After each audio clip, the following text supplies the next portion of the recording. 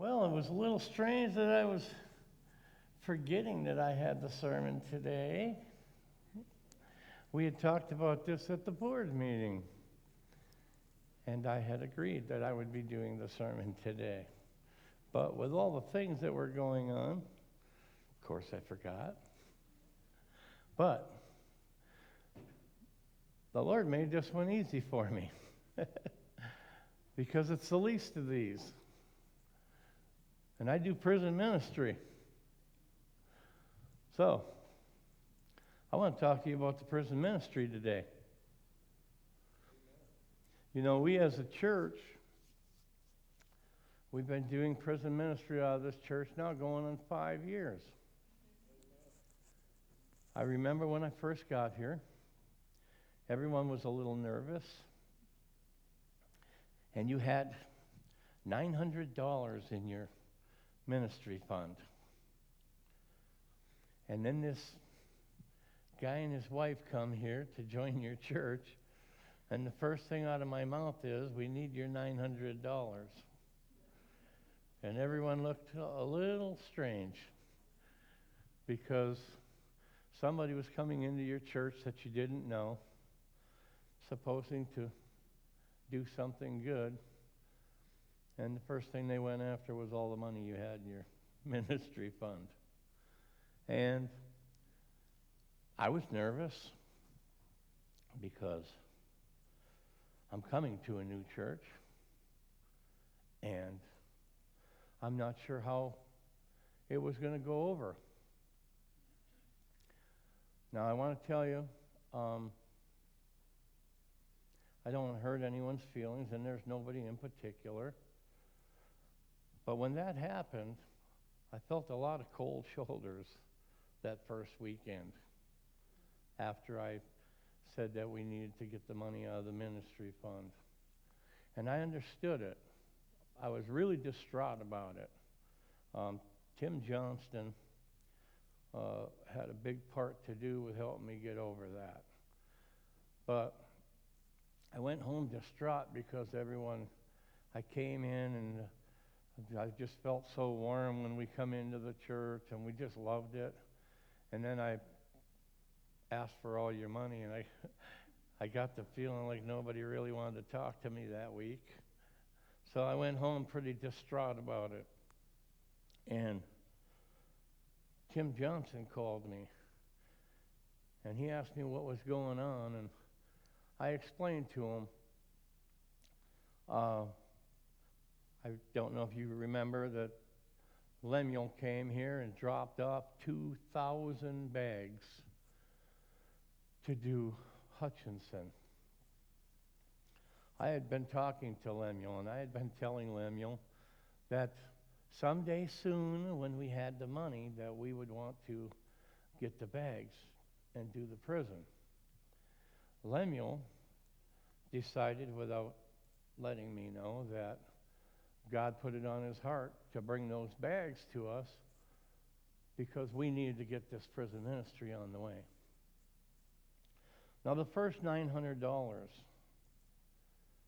we were going to do a couple of county jails. It turned out that we made over 700 bags with that $900. And we did approximately 7 county jails with it.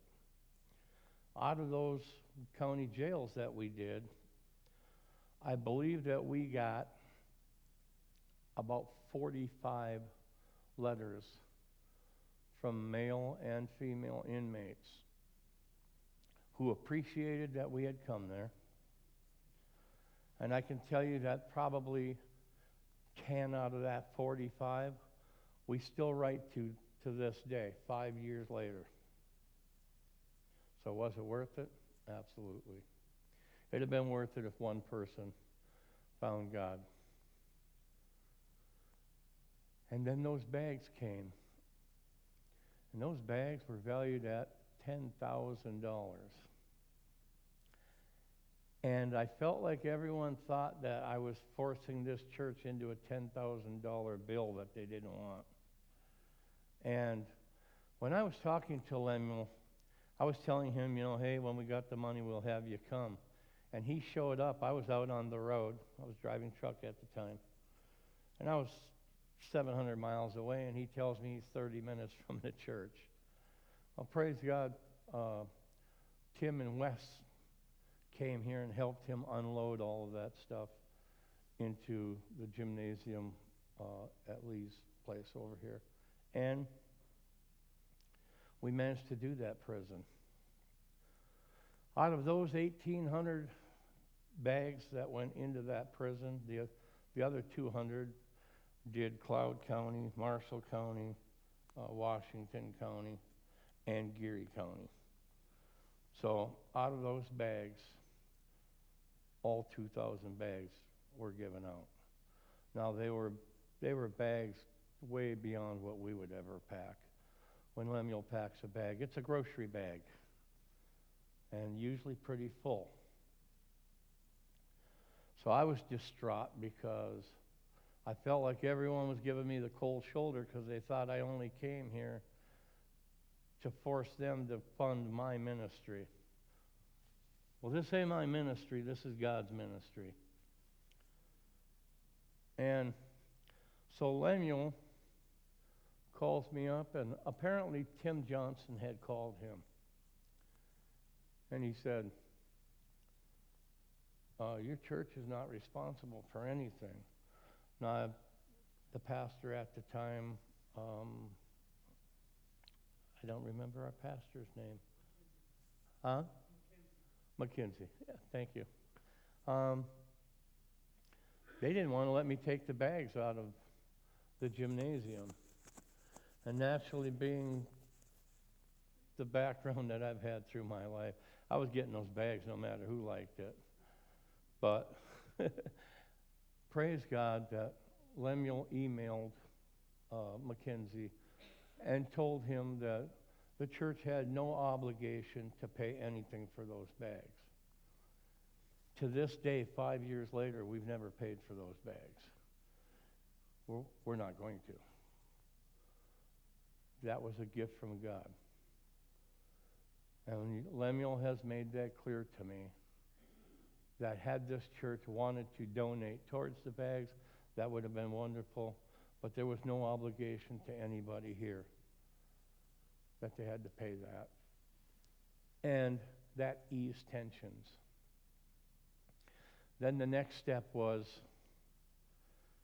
how many people would go do a ministry? I can tell you that the first things I heard was, why would we put money into giving those guys treats when they're in jail or prison, right where they need to be? And yeah, it hurt a little bit, but I understand that. Because I believe everyone in here knows that I did time myself. And I never had one of these programs come to the prison where I was at. So for me, it was when I got out of prison that I just didn't want to go back to my old lifestyle. And I ride motorcycle. And Dot said to me, if you're going to get a motorcycle, can we at least ride with maybe some Christians or something? Okay. So we started with CMA, Christian Motorcycle Association. We loved it. And that's how we got started in this ministry. We went to a bike show with CMA at a prison in Indiana. And I had this old 64 Corvair car with a motorcycle front end. And when we got there, the guys were coming out looking at all the motorcycles, and they would come over to us and they would sit inside of the car part. And they weren't afraid to open their mouth and start talking to us because none of their friends could hear them. So they were having a private conversation with us. We used that old motorcycle for 3 years, And I don't think I put more than $35 in repairs in that thing. God just kept it running.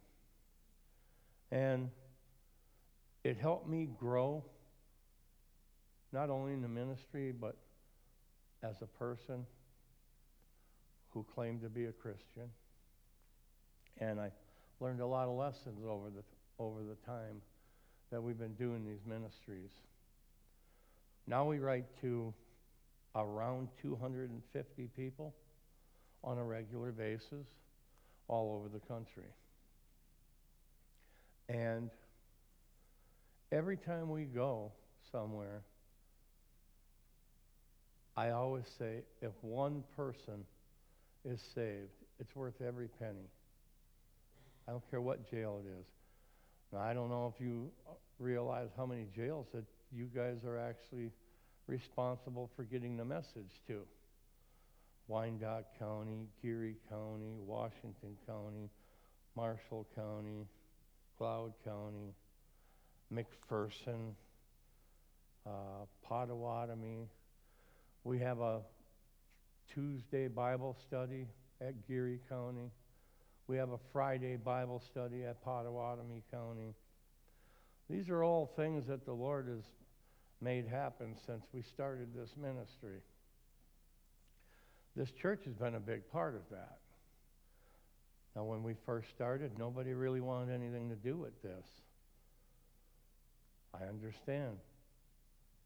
It's a little scary to talk about going into a prison or a jail with somebody who murdered somebody or robbed somebody.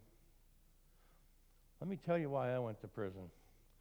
I went to prison for going into an empty house and stealing the wood out of the wood box and the canned goods out of the cupboard. And I went to prison for 2.5 years for that. And while I was in prison, I turned that into 5.5 years. Anybody ever seen Scared Straight? You know what it is? It's a program where the Sheriff's Department in New York and places like that will take young kids. They take them into the prison. They'll have 15 or 20 inmates who are on a special program, and they are allowed to intimidate these young men and girls to the point of just not touching them. And let me tell you something. You want to talk about scared? I saw that program the day before I went to prison, and the guy's eye was missing. And they're talking about he got stabbed with a fork in his eye. That's why his eye was missing. And he was screaming at this young guy, and he told him, "Put your finger through my belt loop." And the kid did. And he walked him across the stage, and he went over to another guy, and he said, "Hey, bro, you got a cigarette?" The guy gave him a cigarette. And he said, "Grab his belt loop. He just bought you for a cigarette." So the day I get to prison, and this is still in my mind, and I'm going through the little chow hall, nothing small about them, 200-300 guys at a time going through the line. And the guy over the counter tells me that when I go out onto the yard, that he's going to do me. In other words, he was going to make me his girlfriend. And the only thing I could think of to do was retaliate immediately. He went to the hospital. I went to the hole. 30 days later, I came out of the hole. I went in front of the board so that they could add another year to my sentence. Did I care? Heck yeah, I cared. I wasn't going to show anybody I cared. Needless to say, I've been in prison a year now. My reputation has followed me. That was the plus. of the violence was that no matter where I went, they remembered that I wasn't going to be anybody's girlfriend, and I wasn't afraid to protect myself. The bad part of that is just like anywhere you go, somebody is tougher than you are, and they want to show you. Because when you come into a new compound at a prison, there's always one guy who runs the compound. He's the boss, and he's willing to show everybody why. So, when I got out of prison 5.5 years later, because I kept having to prove myself, and it all stemmed because I was hungry in the middle of the wintertime, and I didn't feel like I had any choice. The lady next to me, I was living in a house from a friend who got kicked out of the state because of how they acted. So the house is empty and abandoned, and he and his mom told me I could stay there, so I at least had a place to lay my head. I burned every piece of old furniture they had in a oil-burning stove to keep myself warm. And the lady next door, her husband had been a judge. He had passed away years before. And every winter she would leave and go to Arizona or California, wherever the warm weather she wanted to be. And I knew she was gone. So I went into the house and I took all the wood box out of the box because I needed more stuff to burn. I had burned all the furniture, sleeping on a mattress on the floor next to the stove. And I took the canned goods out of the cupboard and the can opener so I could eat. I had 2 weeks before a paycheck. I had gotten a job driving a forklift at Pepsi-Cola Company. And my friend comes over, and he's like, "You're doing really good. Where'd you get all this?" I said, "Oh, the house next door, she's gone for the winter." And well, I come home from work the next day. Everything from her house was in this house. He had gone over there and just wiped her out. They caught him because he sold an old army rifle that her husband had, and he had gone out, he was robbing camps, people's camps out in the country and stuff. And when he got arrested, he brought my name up right away. So they told him that they would not charge him with stealing any of the stuff from that house if he would just sign a statement to the fact that I had been in the house. Didn't say I took canned goods or wood, just said that I went into the house next door, which implicated me in everything that he had stolen. And yes, I was just as guilty because I had gone in the house, no matter what I took. They came and took me off my job. And little did he realize that they had him on all of the camp burglaries that he had done. So we stood in front of the judge the same day and got the same sentence, 2.5 years each. I got out in the first year. I was a model prisoner after my little mishap. And I was out on a special program. He never got out of there until 4 years later because he kept getting misconduct reports. But I did go back to prison because I was working on somebody's snowmobiles, and a kid that I had helping me had stolen a snowmobile. And his mother, when he got caught, his mother told him he should say that I got him to do it, and that they'd go easy on him because, I'm already a convict. And I went back.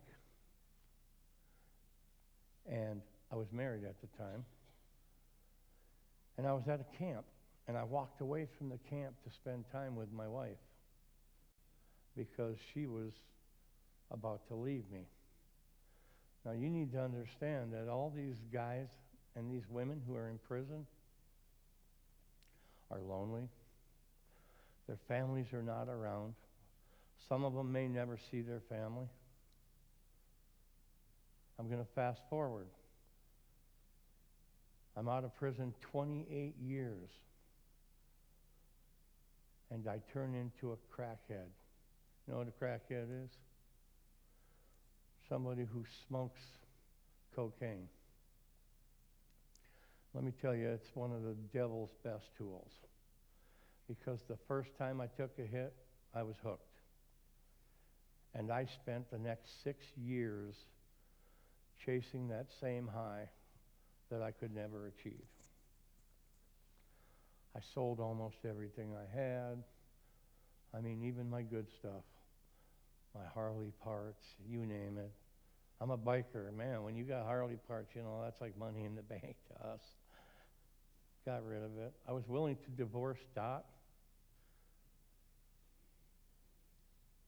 because I didn't want to come home and listen to her complain to me because she didn't know I was doing crack. She actually thought I was cheating on her with somebody. I would take her, at that time, we weren't Christians. I would take her to the casino to play bingo and leave her there and not come home for 6, 7 days at a time because I was out doing crack cocaine until there was no more to be had, and I finally had to fall asleep and wake up feeling like a disgusting dog, and then have to call your wife and ask her to come and rescue you and get you something to eat. I went to treatments. Didn't stay. Going to prison was the only thing that saved my life, and it's the biggest blessing I've ever gotten. I was locked up long enough for it to get out of my system and me to get a straight head and turn my life over to Christ. When I was in the jail waiting to go to prison, there was a guy standing in the corner praying, 9 o'clock every night. And I look over and I say, "Hey, what are you doing?" "I'm praying." "For what?" I said, "Look, man, I've lost everything I've got. The only thing I got left is God. Can I pray with you?" "Sure." By the time I left there, we had 18 of us standing in the corner, 9 o'clock every night, having prayer. That guy was a pillar. That inmate sitting in the county jail with nothing left was a pillar.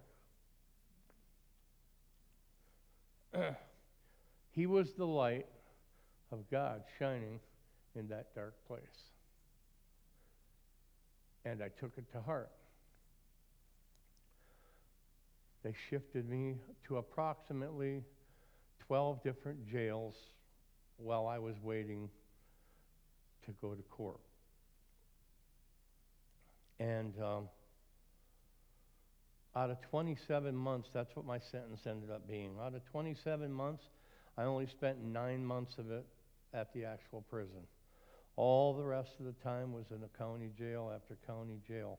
Every time they transfer you, you're in leg chains, belly chains, handcuffs through a loop in the belly chains so you can't move, and then put you into a dog van. And I mean exactly that. Little cages inside the van so they can keep you separated from other prisoners that they're transporting. And you might drive 5, 6, 7 hours to the jail they're bringing you to.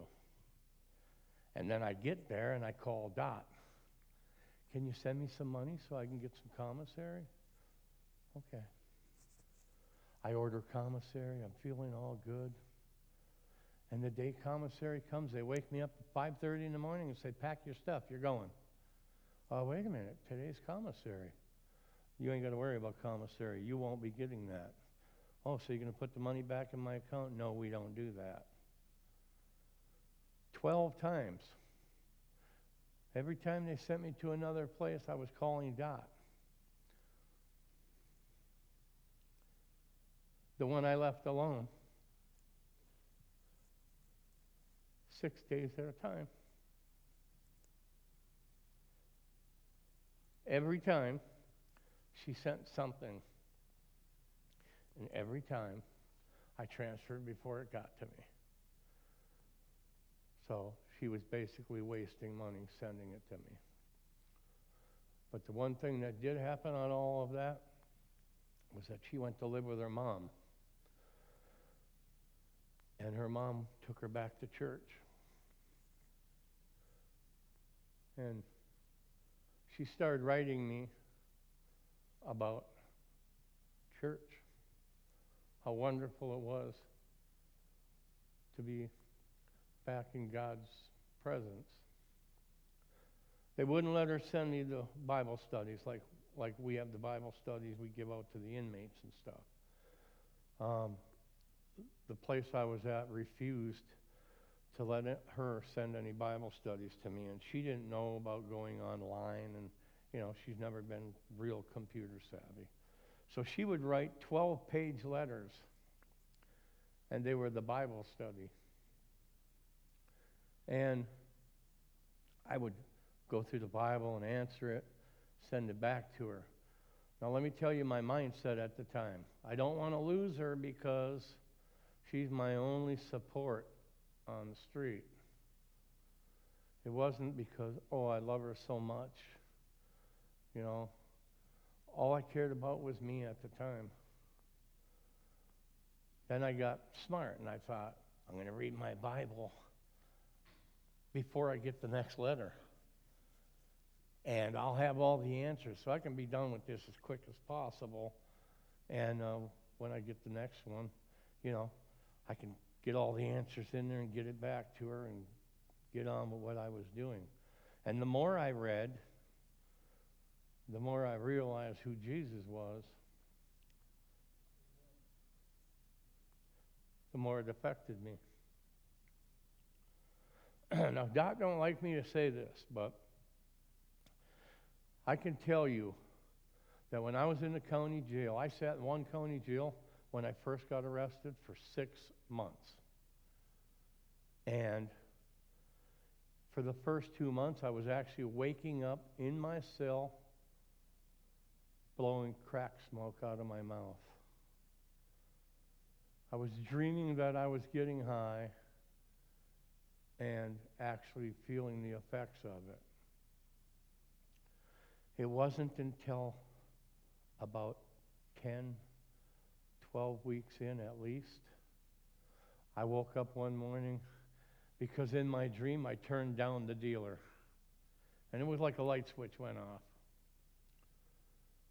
And from then on, I knew that I was over it. Now, I knew I could go back to it. I've seen people do 2, 3 years, and as soon as they get out, go right back to the dope dealers. But it didn't happen that way for me. It was such a profound effect on me that when I did get out, I ran to church. Dottie was going to church in Warsaw, Indiana at the time. That's where we come here from. And I was baptized on July 18th of 2009. Just got out of prison, and all I could think about was get to a church. Because I knew that if I didn't, I wouldn't. And praise God, they all did like you guys did. Welcome me in. They didn't say anything about my past, even though they knew, because Dottie had been going to the church a couple of years by the time I got there. And nobody ridiculed me about it, or I'd have been gone. Just like I say, when we bring people here who have been in jail and stuff, you know what I tell those people when I'm talking to them in jail? You go to church with me, and nobody will say anything out of the way to you. If they do, they'll answer to me, because that's not the way it's supposed to be. And everyone that I brought here has been treated like a brother and a sister. That's the way it's supposed to be. That's why we care so much about this church. You guys have gone from not really wanting to do prison ministries to having to tell somebody they can't go because they got too many people on the list. And that's the way it should be. So I mostly want you guys to know that in our lesson today, and we're talking about the least of these and doing for others and those in need, that this church has been fulfilling that. I want you guys, I don't want you patting yourself on the back. I want to pat you on the back, because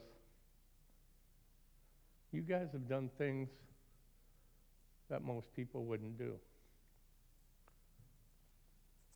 I realize a lot of you haven't gone to a prison, but you're here packing the bags, and you're giving of yourselves to do something for somebody else. I also want you to know that this hasn't slowed Dottie down a bit. When she found out she had cancer, the next day we did a jail. And now she's talking about as soon as she gets done with these radiation treatments and feels a little better, she wants us to go do a prison, another prison. So I want you guys to plan on doing another prison. It is going to happen. The devil's a loser. He doesn't win this one. And I don't plan on ever letting him win anything again. And I've gained more strength through watching Dottie go through all the things she is, and it's made me grow. She's not complaining. We were at the nursing home. She's not complaining. You heard Rob here the other day. People are coming into the room, and she's not talking about, oh, poor me and my woes. She's talking about, you know, the Lord blessed me. I can talk. I wasn't supposed to. The Lord blessed me. I'm supposed to have 7 weeks. I got 6. Everything. The devil keeps trying to kill her.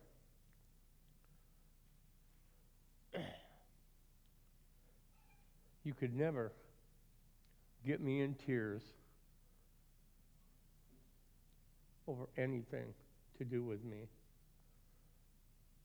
I have too hard of a shell for that.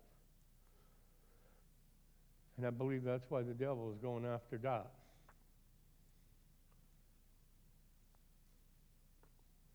Because she's the only one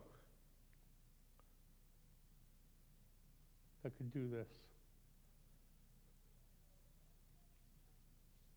And to see the strength and the faith that she's got makes me stronger. So I want you guys to remember what it said today. Doing for the least of those. I'm not asking you to run out and try to look for every person that you can help. But you got so many people around you. There could be somebody sitting right in this church who needs something that you're able to help with. I don't mean me. God's providing for us. I mean anybody. When you're sitting in a restaurant and you pray before your meal, don't think that 50% of that restaurant wasn't watching. I do it myself when we go to Cracker Barrel or something, and I see somebody across the room, I notice that they're praying. Man, what a good feeling that is, you know? My daughter-in-law, you guys all know Cynthia. They're gone now, but she finally started coming to church for the women's ministry. Now, if I'm at their house and I forget to pray at the meal, she'll stop me and say we're supposed to have prayer. That's what God does. Because we gave up on it. You know, I knew she hated us, but apparently not. I thought she did. What she hated was the thought of God and not being in control. And God showed us that with a little patience, understanding, kindness, and just letting Him take care of it, that it brought her to church. It allowed my babies to know who God is. They know what prayer is. Every time we reach out to somebody and show a little bit of God's love to them, it'll spread. Because you'll share with somebody, it'll make them share with somebody. And it can only get better from here. We just want to leave God in control. And I want to thank you guys for listening. And I want to have closing prayer. Lord, I just want to thank you for everything that you do in my life. As hard as it is, I want to thank you for all the trials that we're going through. Because I asked for patience, and you're showing me what patience is. And going through trials and tribulations will show you patience. But I ask, Lord, that you keep us all safe, that you help this be a wonderful week where we give to somebody else that we don't even know, that we just allow you to put it in us when we see somebody, that's the person you want us to help.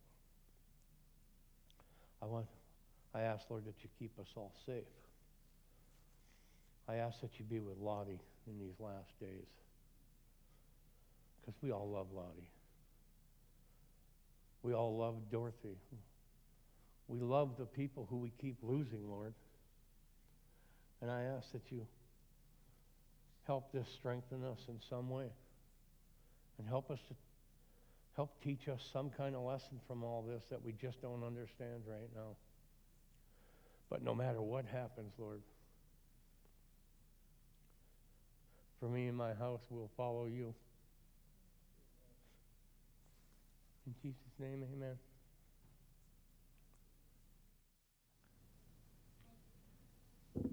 I've got the joy, joy, joy, joy down in my heart. Down in my heart.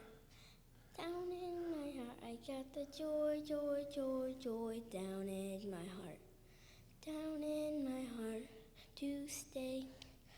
I am so happy. I am so happy. I got the love of Jesus in my heart. I am so happy. I am so happy. I've got the love of Jesus in my heart. I've got the peace what passes understanding down in my heart. Down in my heart. Down in my heart. I got the peace passes understanding down in my heart. Down in my heart to stay. I am so happy. I am so happy. I've got the love of Jesus in my heart. I am so happy. I am so happy.